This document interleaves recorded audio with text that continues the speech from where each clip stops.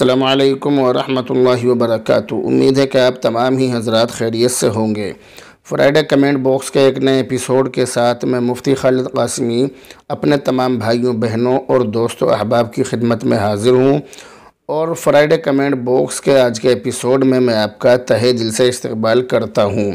अभी परसों हमारे दरसी साथी दर्जे हिफ्ज़ के दरसी साथी जिनसे तकरीबन 20 सालों के बाद में मुलाकात हुई, अभी कुछ दिन पहले किसी काम के लिए तबलीग जमात के सिलसिले में तशरीफ़ लाए थे, तब उनसे मुलाकात हुई थी और फिर तारुफ़ हुआ। फिर पता चला कि दरसी साथी हैं और बड़े ऊंचे मर्तबे पर फाइज़ हैं हज़रत मौलाना मुफ्ती मोहम्मद अशरफ साहब कासिमी दामत बरकातुहुमुल आलिया। हज़रत वाला की तरह और हमारे बहुत सारे दरसी साथी ऐसे हैं जो ऊंचे मर्तबों पर फाइज़ हैं, जो ऊंचे ओहदों पर फाइज़ हैं, लेकिन बहुत दिनों से मुलाकात नहीं हो पाई। बचपन में मुलाकात हुई थी, इसलिए बहुत सारे लोगों से तारुफ़ भी नहीं है। जब मुलाकात होती है पता चलता है कि हम दोनों दरसी साथी हैं। तो बहरहाल बड़ी खुशी होती है अपने साथियों से मिलकर और अपने साथियों को ये देख कर के भाई हमारे साथी दीनी लाइन में ही लगे हुए हैं, पढ़ने पढ़ाने में, दरस व तदरीस में और इमामत व ख़िताबत के मशगले में लगे हुए हैं। इस चीज़ को देखकर बहुत ज़्यादा खुशी होती है। तो आज के फ्राइडे कमेंट बॉक्स में हमने पहला जो सवाल लिया है, ये सवाल है मोहम्मद सादिक गुजरात की तरफ से। ये कह रहे हैं, अस्सलामु अलैकुम मुफ्ती साहब। वालेकुम अस्सलाम।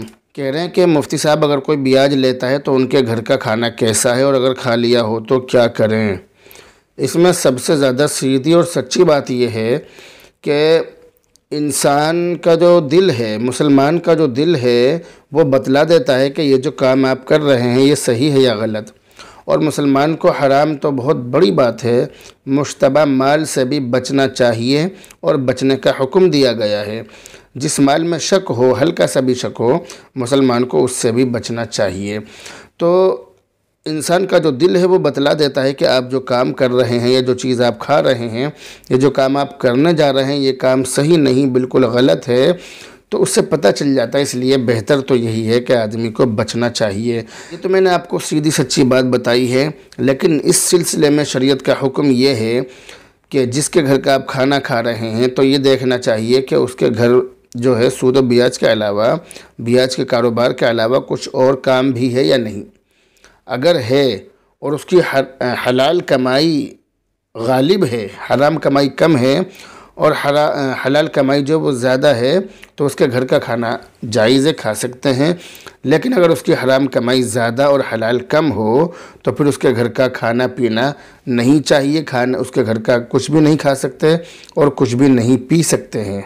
और अगर हलाल गालिब हो तो फिर खाने पीने की गुंजाइश है, लेकिन बहरहाल फिर भी बचना अफजल और बेहतर है।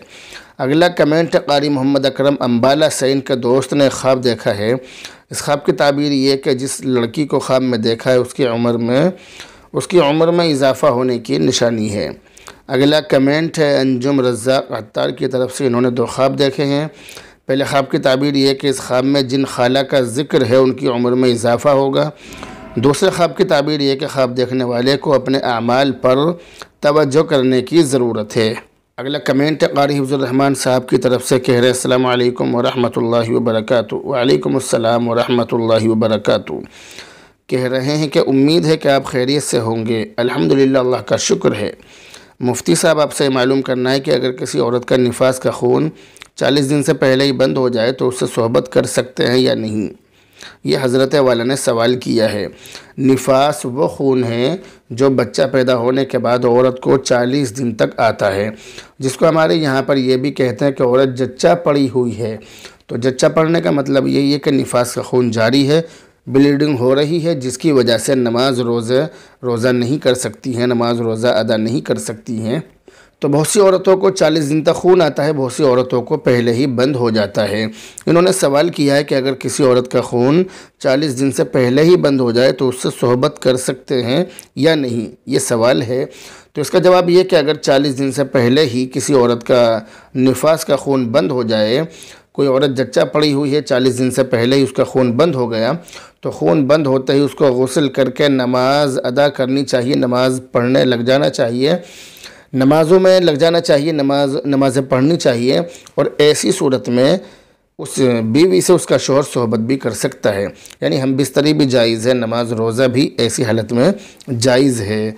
अगला कमेंट है बुशरा बाराबंकी की तरफ से, कह रहे हैं अस्सलाम वालेकुम। वालेकुम अस्सलाम। बहन कह रही है कि अज़ान से पहले नमाज़ पढ़ना सही है कि नहीं। इसका जवाब यह है कि नमाज का वक्त दाखिल होते ही अज़ान से पहले भी नमाज़ पढ़ना जायज़ और दुरुस्त है। इसका जो तफसीली जवाब है वो डेली सवाल जवाब के एपिसोड में आपको दिया जाएगा इंशाअल्लाह ताला। अगला कमेंट है इन भाई की तरफ से, कह रहे हैं अस्सलाम वालेकुम। वालेकुम अस्सलाम। कह रहे हैं कि जनाब आपसे सवाल है। बिल्कुल आपके सवाल का जवाब देने के लिए ही बैठे हैं। ये कह रहे हैं कि एक लड़के का निकाह 2 बार एक ही लड़की से हो सकता है? जैसे कोई लड़की भाग कर शादी कर ले फिर घर वालों की मौजूदगी में दोबारा निकाह करें, तो क्या ये सही है? ये जो आपने सवाल किया है क्या ये सही है? मुझे इस सवाल पर मेरा सवाल है, बल्कि मेरा इश्काल है, मेरा एतराज़ है कि आपने जो ये सवाल किया कि क्या ये सही है, तो सही तो वो भी नहीं था जो भागने से पहले आपने किया। लड़की और लड़के के बीच में भागने से पहले सब कुछ हो चुका होता है, समझदार के लिए इशारा काफ़ी है। और फिर इसके अलावा ये जो भागने का जो कदम लड़का और लड़की उठाते हैं, ये सवाल करने वाले ने आपने जो कदम उठाया सही तो ये भी नहीं था। लड़के और लड़की को भागकर शादी करना ये सही नहीं है, और घर वालों की मर्ज़ी के बगैर इस तरह से भागना, उनकी नाक कटवाना और माशरे में उनको जलील और रुस्वा करना ये सही नहीं है। ऐसे लोग हमेशा समाज की नज़र में रहते हैं और उनकी औलादों को भी ताने दिए जाते हैं कि इनके माँ बाप ने भागकर शादी की थी। तो इसलिए सही नहीं है। लड़का और लड़की का जो आपस में मिलान होता है, जो इनकी आपस में सेटिंग होती है, वो भी सही नहीं है, वो भी जायज़ नहीं है। और इस तरह भाग कर शादी करना ये भी सही नहीं है। अब इन्होंने सवाल किया है कि एक लड़की से यानी भाग कर शादी कर ली, निकाह कर लिया, फिर घर वालों को दिखाने के लिए दोबारा निकाह हो रहा है, तो क्या ये सही है? तो बहरहाल अब आपके सवाल का जवाब दिया जा रहा है कि इस तरह दुनिया को दिखाने के लिए दोबारा निकाह कर सकते हैं, लेकिन इस दोबारा निकाह जो हो रहा है इसकी कोई अहमियत और कोई मान्यता नहीं होगी, क्योंकि जो पहले निकाह हो चुका वही असल है। इस निकाह को करना न करना बराबर है, लेकिन दुनिया के दिखावे के लिए कर लें तो कोई बात इसमें नहीं है। अगले कमेंट मोहम्मद कलीम अंसारी की तरफ से, कह रहे हैं शुक्रिया जज़ाकुमुल्लाहु खैरा व अहसनल जज़ा फ़िद दुनिया वल आखिरा, आमीन सुम्मा आमीन अल्लाहुम्मा आमीन। अस्सलामु अलैकुम व रहमतुल्लाहि व बरकातुहू। वालेकुम अस्सलाम व रहमतुल्लाहि व बरकातुहू। कलीम अंसारी कह रहे हैं कि हज़रत मुफ्ती साहब ये दोनों हिस्से कितने के होंगे? ये 2 हिस्से नहीं बल्कि 3 हिस्से हैं। अभी मैं 3 दिन के सफ़र पर गया था। वेट मदरसे में भी वहाँ के उलमा से मुलाकात हुई थी, मुफ्तियान किराम से, उलमा इज़ाम से बात हुई थी, मुलाकातें हुई थी। तो उन्होंने कुछ नजराने, कुछ हदिये मुझे बतौर किताब के पेश किए थे, तो मैंने उनको वीडियो में बतलाया भी था। तो एक किताब है मौलाना नदीम साहब की, उसका नाम है अनमोल तोहफ़ा। तो उस किताब के बारे में भी हमने आप हज़रात को बतलाया था। तो अगर आप हज़रात वो किताब मंगाना चाहें, वो किताब लेना चाहें, क्योंकि वो किताब दाखिल निसाब है, बहुत सारे मदरसों में दाखिल निसाब है। अगर आप उस किताब को लेना चाहें, ख़रीदना चाहें, तो आप हज़रत मौलाना नदीम अहमद साहब से राब्ता करें। उनका मोबाइल नंबर स्क्रीन पर आप देख रहे हैं, ये उनका मोबाइल नंबर है।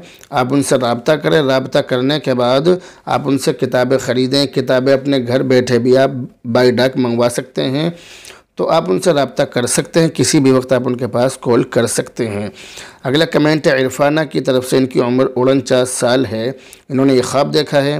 इस ख्वाब की ताबीर ये कि ख्वाब देखने वाली को परेशानी का सामना करना होगा। अल्लाह ताला इनकी हिफाजत फरमाए। ये जो हम सवाल ले रहे हैं, ये सवाल है मोहम्मद ताहिर की तरफ से। कह रहे हैं अस्सलाम वालेकुम। वालेकुम अस्सलाम। खैरियत से हो हज़रत? अल्हम्दुलिल्लाह, अल्लाह का शुक्र है। कह रहे हैं कि मुफ्ती खालिद साहब जी, आपसे ये मालूम करना है कि शादी का लाल ख़त शब बारात के बाद और रमज़ान से पहले भेजना, यानी शादी बांधना कैसा है, सही है या नहीं? प्लीज़ बताइए। अल्लाह आपकी उम्र में बरकत दे। अल्लाह आपसे दीन का काम और ज़्यादा ले। अल्लाह आपकी ज़ालिमों के शर से हिफाजत फरमाए। अल्लाह आपको और ज़्यादा क़ुव्वत दे। अल्लाह आपका और हौसला बढ़ाए। आमीन सुम्मा आमीन। आमीन सुम्मा आमीन अल्लाहुम्मा आमीन। इतनी सारी दुआएं देने के लिए शुक्रिया। आपका बहुत बड़ा एहसान है कि आपने मुझे इतनी सारी दुआएं दी। आपने जो सवाल किया है कि शब बारात और रमज़ान आने से पहले, शब बारात के बाद रमज़ान आने से पहले ये जो 15 दिन हैं, इन 15 दिनों में लाल ख़त भेजना कैसा है, ये सवाल आपने किया है। तो लाल ख़त जो है इसके बारे में हमारे समाज के अंदर बहुत सारी बातें फैली हुई हैं। अव्वलन उन बातों का तज़किरा कर दिया जाए। जैसे बहुत सी जगहों पर यह बात फैली हुई है कि एक ही चांद में लाल ख़त और उसी चांद में अगर शादी की तो ऐसा करना सही नहीं है, गलत है।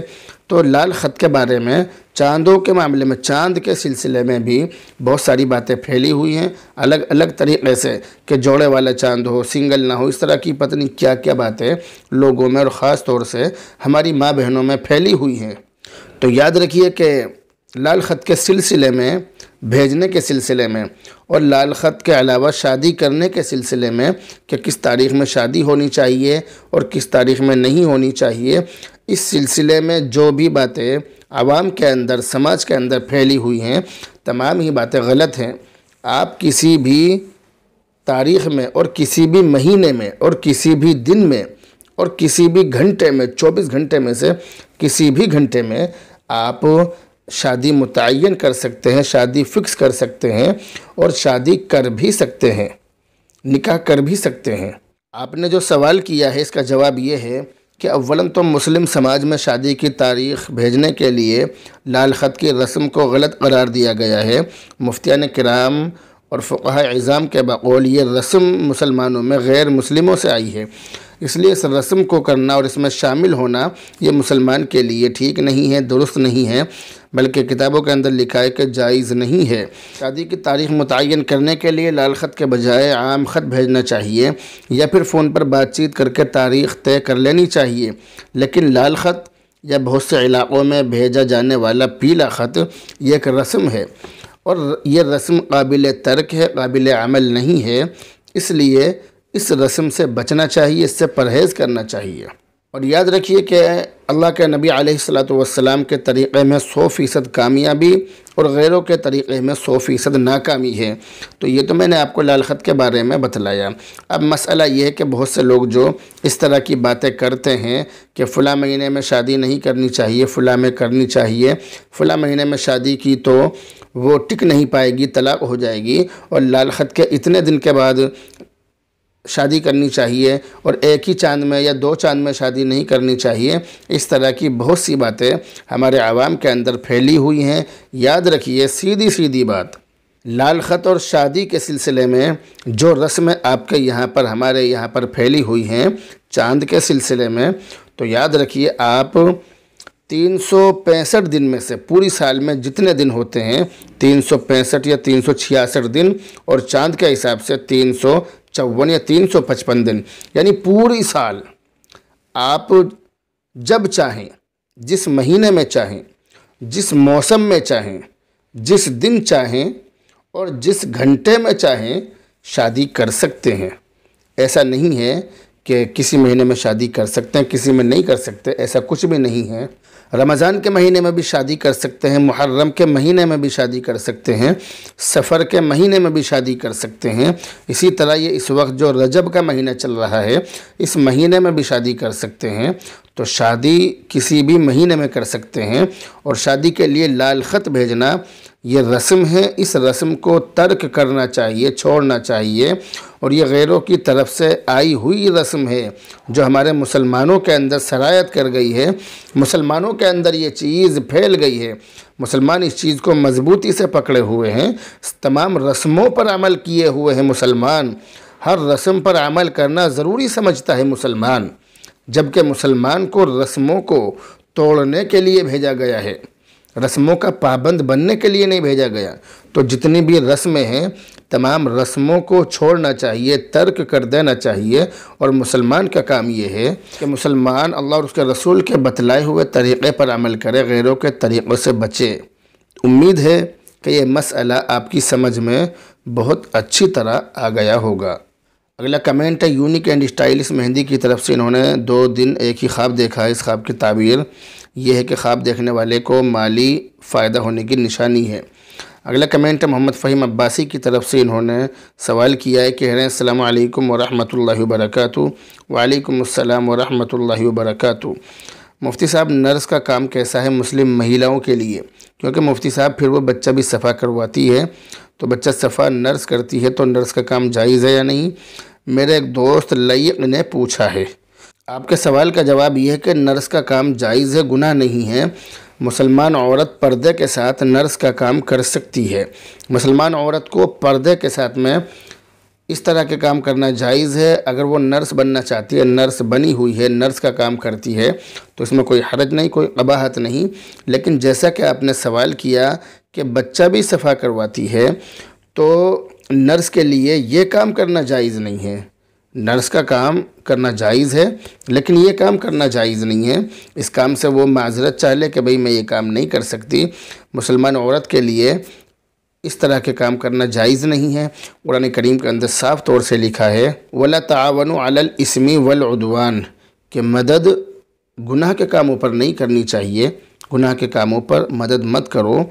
और इसी तरह इस आयत के अंदर लिखा व तावनु अलल बिर्रि व तक़वा, कि नेकी के कामों पर, तक़वा और परहेज़गारी के कामों पर एक दूसरे की मदद करो, लेकिन बुराई के कामों पर, जुल्म के कामों पर, गुनाह के कामों पर एक दूसरे की मदद मत करो। अगला कमेंट क़ारी मोहम्मद इरशाद आंध्र प्रदेश से कह रहे हैं, अस्सलामु अलैकुम व रहमतुल्लाहि व बरकातुहू। वालेकुम अस्सलाम व रहमतुल्लाहि व बरकातुहू। क्या मुफ्ती साहब मामी के बेटे से शादी कर सकता है या नहीं? जी हाँ, मामी की लड़की से शादी कर सकते हैं, जायज़ है। अगला कमेंट इन भाई की तरफ से कह रहे हैं, अस्सलामु अलैकुम मुफ्ती साहब। वालेकुम अस्सलाम। मुफ्ती साहब जादू की निशानी क्या है, ये इन्होंने सवाल किया है। तो जादू की निशानी के बारे में हमारे YouTube चैनल पर 2 वीडियो अब से काफ़ी दिन पहले अपलोड हो चुकी हैं। एक वीडियो के अंदर जादू की 22 निशानियाँ, जबकि दूसरी वीडियो के अंदर जादू की 41 निशानियाँ बतलाई गई हैं। आप उन वीडियो को देख सकते हैं। अगला कमेंट सैफ़ अली की तरफ से कह रहे हैं, अस्सलामु अलैकुम व रहमतुल्लाहि व बरकातुहू। वालेकुम अस्सलाम व रहमतुल्लाहि व बरकातुहू। अल्लाह ताला हम सब की उम्र में बरकत अता फरमाए, आमीन आमीन सुम्मा आमीन अल्लाहुम्मा आमीन। अगला कमेंट सिदरा नासिर की तरफ से, इन्होंने ख्वाब देखा है। ख्वाब मैंने तसल्ली से पढ़ लिया है। इस ख्वाब की ताबीर ये है कि ख्वाब देखने वाली की एक फ़ैमिली से दोस्ती और ताल्लुक़ होगा, एक ऐसे घराने से ताल्लुक़ होगा कि जिनके बच्चे भी हैं, जो बीवी बच्चों वाली फ़ैमिली है, उनसे आपका ताल्लुक़ होगा। अगला कमेंट SA फैशन डिज़ाइनर की तरफ से कह रहे हैं कि प्लीज़ हेल्प मी। अस्सलामु अलैकुम। वालेकुम अस्सलाम व रहमतुल्लाह। अक्टूबर की 10 तारीख को इंतकाल हुआ, तो 4 महीने 10 दिन कब होंगे? इसके लिए आप 130 दिन का हिसाब लगा लें, यानी 1 2 3 4 5 इस तरह से हिसाब लगाएं। हिसाब लगाने का तरीक़ा ये होगा कि मिसाल के तौर पर 10 अक्टूबर को, मिसाल के तौर पर दोपहर में 1 बजे 2 बजे जिस वक्त भी आपके शौहर का इंतकाल हुआ, तो आपकी इद्दत शुरू हो गई। अब 11 तारीख को, 11 अक्टूबर को, 10 तारीख में आपने बतलाया कि 10 अक्टूबर की 10 तारीख को इंतकाल हुआ, तो अक्टूबर की 11 तारीख को, उसी वक्त जिस वक्त आपके शौहर का इंतकाल 10 तारीख में हुआ था, अगले दिन उसी वक्त आपका 1 दिन हो गया, फिर 2 दिन 3 दिन, इस तरह से आप हिसाब लगा लें, कोई मुश्किल नहीं है। 130 दिन का आपको हिसाब लगाना है। अगला कमेंट दानिश चौधरी की तरफ से कह रहे हैं, माशाअल्लाह, शुक्रिया जज़ाकल्लाह। अगला कमेंट सादिक चौधरी की तरफ से कह रहे हैं, माशाअल्लाह, शुक्रिया जज़ाकल्लाह खैरा। अगला कमेंट हाजी मेहताब की तरफ से कह रहे हैं, सुभानअल्लाह, बहुत अच्छा, शुक्रिया जज़ाकल्लाह। मुफ्ती साहब अल्लाह आपकी उम्र में बरकत अता फरमाए, आमीन सुम्मा आमीन। अगला कमेंट हाफिज़ मसरूफ़ की तरफ से कह रहे हैं, माशाअल्लाह, शुक्रिया जज़ाकल्लाह। अगला कमेंट उमैर आलम की तरफ से कह रहे हैं, माशाअल्लाह, शुक्रिया जज़ाकल्लाह खैरा। अगला कमेंट है मुकर्रम कैरानवी की तरफ से, कह रहे हैं कि मुफ्ती निज़ामुद्दीन साहब का नंबर मिल सकता है क्या? जी हज़रत, मुफ्ती साहब को अपने यहाँ प्रोग्राम में बुलाना है, बहुत मेहरबानी होगी जी। मुफ्ती निज़ामुद्दीन साहब हमारे दोस्त हैं, उनका नंबर आप स्क्रीन पर देखें। वो जलसों में बयान करने के लिए तशरीफ़ ले जाते हैं और जामिया अरबिया खादिमुल इस्लाम के सीनियर असातिज़ा में हज़रत वाला का शुमार होता है। मुक़र्रिर शौले बयां ख़तीब ज़ीशा हैं, बहुत अच्छे मुक़र्रिर हैं, लोग उनके बयानों के आशिक़ हैं, तो आप उनको बुलाना चाहते हैं, बहुत अच्छी बात है। उनका नंबर आप स्क्रीन पर देखें। अगला कमेंट है हसन ऑफिशियल की तरफ से, कह रहे हैं, माशाअल्लाह, बहुत खूब, शुक्रिया जज़ाकल्लाहु खैरा। अगला कमेंट है आदिल इकबाल की तरफ से, कह रहे हैं, माशाअल्लाह, हकीकत ये है कि मौलाना मतलूब साहब की जितनी भी तारीफ़ की जाए कम है। बेशक ये सच है और हकीकत है, आपने सही फरमाया। जब मैं वेट गया था तो वहाँ पर मैंने आपसे मुलाकात करने की ख्वाहिश ज़ाहिर की, लेकिन बतलाया गया कि आप तबलीगी जमात से जुड़े हुए हैं, हज़रत मौलाना साद साहब से भी बात हुई थी इस बारे में, तो उन्होंने ये बतलाया कि आप तबलीगी जमात से जुड़े हुए हैं और तबलीगी जमात में अक्सर आते जाते रहते हैं। मुझे बहुत खुशी हुई कि आपके अंदर दीन का मादा है, दीनदारी है। अल्लाह ताला आपको मज़ीद दीनदारी आपके अंदर पैदा फरमाए। तो आपसे मुलाकात नहीं हो सकी, इस चीज़ का बहुत ज़्यादा दुख है। इंशाअल्लाह आपसे बहुत जल्द मुलाकात होगी। अल्लाह ताला आप जैसे मोहब्बत करने वालों की मोहब्बत को बाकी फ़रमाए। अगला कमेंट है सैफ़ अली की तरफ से, कह रहे हैं अस्सलामु अलैकुम वरहमतुल्लाहि वबरकातुहू। वालेकुम अस्सलाम वरहमतुल्लाहि वबरकातुहू। अल्लाह ताला हम सब को आफ़ियत नसीब फ़रमाए। आमीन आमीन सुम्मा आमीन अल्लाहुम्मा आमीन। अगला कमेंट है ज़ोया शेख की तरफ से, कह रही हैं अस्सलामु अलैकुम वरहमतुल्लाहि वबरकातुहू। वालेकुम अस्सलाम वरहमतुल्लाहि वबरकातुहू। मेरे शौहर का इंतकाल 13 फरवरी 2022 के दिन दोपहर 2 बजे हुआ है, तो मेरी इद्दत कब से कब तक होगी? आपने जो सवाल किया कि शौहर का इंतकाल 13 फरवरी 2022 के दिन दोपहर 2 बजे हुआ, तो मैंने अभी बतलाया कि 13 फरवरी को जैसे आपके शौहर का इंतकाल हुआ, तो 14 फरवरी को दोपहर 2 बजे तक एक दिन पूरा हो गया आपकी इद्दत का। इस तरह से आप 130 दिन गिन लें और 130 दिन गिन कर आपकी इद्दत पूरी हो जाएगी। जैसा कि अभी बतलाया कि 1 2 3 4 5 6 इस तरह से दिन गिनने हैं। महीना 30 का हो या 29 का, इससे कोई फ़र्क नहीं पड़ता। 28 का, 29 का, 30 का, कोई सा भी महीना हो, इससे कोई फ़र्क नहीं पड़ता है। बस सिर्फ बात यह कि आपको 130 दिन पूरे गिनने हैं, बात ख़त्म। अगला कमेंट है मुफ्ती मोहम्मद अशफाक अहमद साहब की तरफ से, कह रहे हैं अल्लाह ताला हमें अहकाम शरइया पर अमल करने की तौफ़ीक़ अता फ़रमाए। आमीन आमीन सुम्मा आमीन अल्लाहुम्मा आमीन। अगला कमेंट है मोहम्मद ज़ाकिर अब्बासी की तरफ से, कह रहे हैं अस्सलामु अलैकुम वरहमतुल्लाहि वबरकातुहू। वालेकुम अस्सलाम वरहमतुल्लाहि वबरकातुहू। शुक्रिया मुफ्ती साहब, बहुत अच्छा समझाते हैं आप। अल्लाह आपकी उम्र में बरकत अता फ़रमाए, अल्लाह आपको जन्नत अता फ़रमाए। आमीन सुम्मा आमीन आमीन सुम्मा आमीन अल्लाहुम्मा आमीन।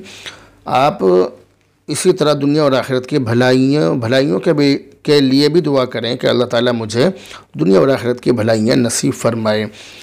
और आपने जो दुआ दी है कि अल्लाह आपकी उम्र में बरकत अता फ़रमाए, तो ये बहुत अच्छी दुआ होती है। इस दुआ को लोग समझ नहीं पाते हैं, इस दुआ का मतलब नहीं समझ पाते हैं, इस दुआ को ज़्यादा सीरियस तरीके से लोग नहीं लेते हैं। लेकिन मैं इस दुआ को बहुत अहमियत के साथ इसको लेता हूँ, कबूल करता हूँ, आमीन कहता हूँ। क्योंकि उम्र में बरकत का मतलब है कम वक्त में ज़्यादा काम करना, कम वक्त में दीन का ज़्यादा काम। अगर अल्लाह ताला किसी बंदे से ले रहा है तो समझ लीजिए कि उसकी उम्र में बरकत हो रही है।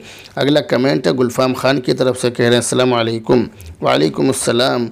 अगला कमेंट सदल रज़ा की तरफ से, कह रहे हैं माशाअल्लाह मुफ्ती साहब, शुक्रिया, जज़ाकल्लाहु खैरा।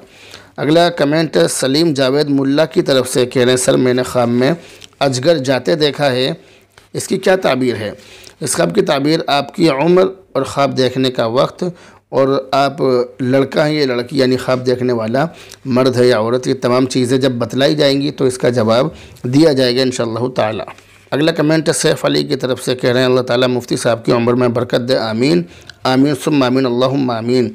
अगला कमेंट है मोहम्मद हारून की तरफ से। ये जो सैफ़ अली हैं, इनके बहुत ज़्यादा कमेंट है माशाअल्लाह, बहुत खुशी की बात है। तो अगला कमेंट जो है मोहम्मद हारून की तरफ से, कह रहे हैं अस्सलामु अलैकुम मुफ्ती साहब। वालेकुम अस्सलाम।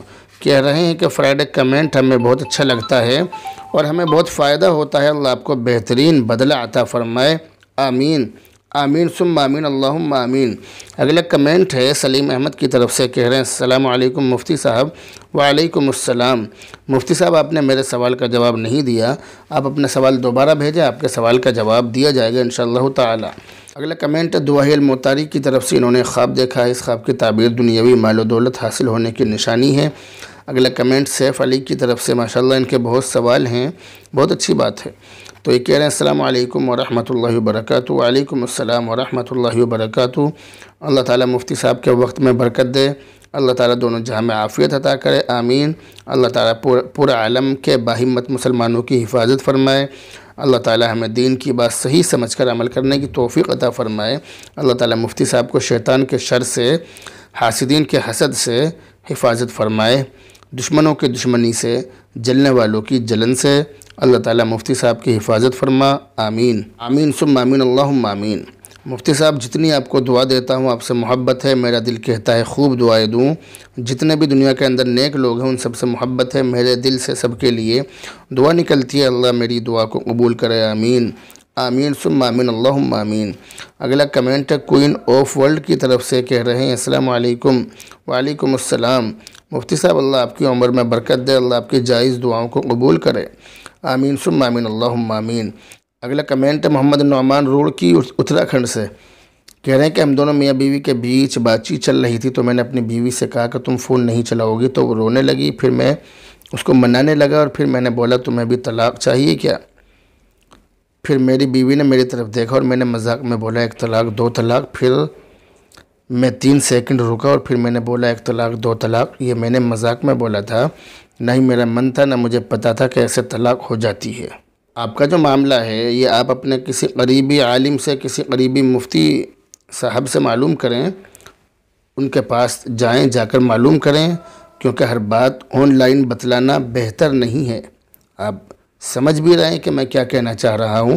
हालांकि इस मसले का मुझे मालूम है कि क्या जवाब है, लेकिन आप अपने वहाँ किसी करीबी आलिम से मालूम करें। फ़ोन पर भी मालूम करने की ज़हमत गवारा न करें, किसी से भी फ़ोन पर मालूम न करें, बल्कि जाएं, जाकर मालूम करें। अगला कमेंट फ़खरुद्दीन इदरीसी की तरफ से, कह रही हैं अस्सलाम वालेकुम। वालेकुम अस्सलाम।